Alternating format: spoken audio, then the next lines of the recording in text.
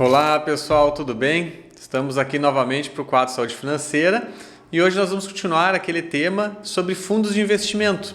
Nós começamos a tratar de forma geral sobre os fundos de investimentos e agora nós vamos começar a tratar de formas mais específicas algumas estratégias de fundos de investimentos.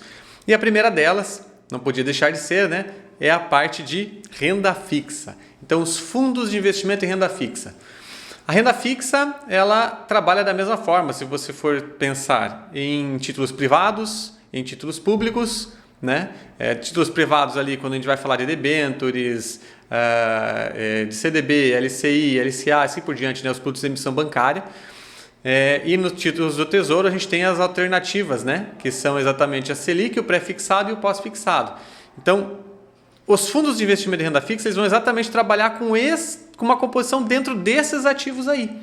Ou ele vai fazer uma composição com títulos públicos, ou ele vai fazer uma composição com títulos privados, ou mesmo uma mistura de todos esses ativos, mas separando por classes. E daí por isso que a gente faz essa classificação aqui, entre os pós-fixado, que seriam os ativos daí atrelados ao CDI, que é a taxa interbancária, ou a Selic, Então, a Selic seria os títulos pós-fixados do Tesouro. Naturalmente, esse é o tipo de fundo mais comum e o mais conservador das alternativas que nós temos aqui. Percebam, nós estamos falando apenas de renda fixa, só que a renda fixa ela não é tão fixa. Ela se chama renda fixa justamente porque você tem o conhecimento do que os títulos teriam de remuneração até o vencimento. Porém, você tem o que nós chamamos de marcação a mercado, que faz as oscilações nesses ativos. Então, mesmo os ativos pós-fixados, que são Selic e CDI, podem ter volatilidade de marcação a mercado. É menor do que nas outras alternativas, mas existe.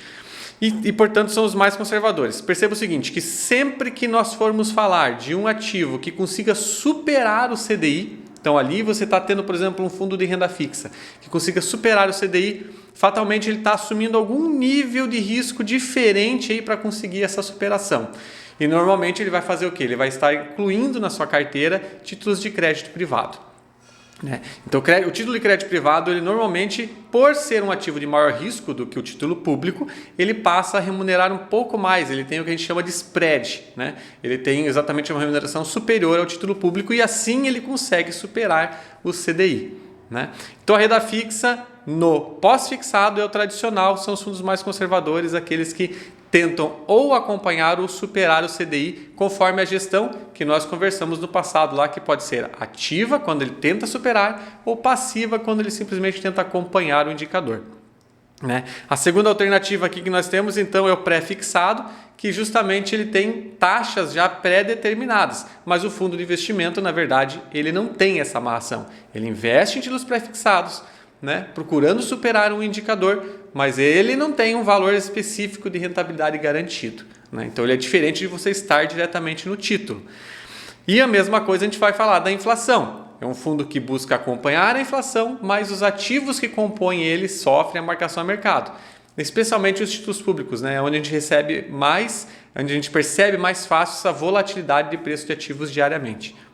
Então nas três frentes nós temos a possibilidade de trabalhar dentro de fundos de investimento. Naturalmente, os fundos de renda fixa, em geral, eles têm uma liquidez que é diária, mas você também encontra ativos, que daí conforme a estratégia que ele utiliza, que pode precisar de 30 dias para uma movimentação ou até um ano. Então, sempre que você vai entrar num fundo de investimento, é importante dar uma olhada nesse período de conversão de cotas, que pode ser de um dia até um ano. Quem sabe até maior em algumas alternativas. Vale a pena lembrar que você pode ter inclusive fundos fechados, eventualmente. Ok? E daí uma atenção que normalmente o pessoal busca sobre os fundos de investimento é a história da taxa de administração. Taxa de administração é importante cuidar? É importante cuidar. Mas eu gosto mais de olhar o desempenho, a performance do fundo. Por quê? Quando a gente olha o resultado de um fundo, ela já é líquida da taxa de administração. Então, o que é importante é olhar se esse fundo ele consegue desempenhar de forma satisfatória. Então, tudo bem eu pagar eventualmente uma taxa um pouco mais alta se existir uma entrega ok lá de resultado superando o benchmark do fundo. Ok, pessoal? Então, não foque apenas na taxa de administração. veja o resultado histórico, acompanhe a gestão do fundo. Ok, pessoal? Aqui é Juan Sabe, planejador financeiro, e até a próxima.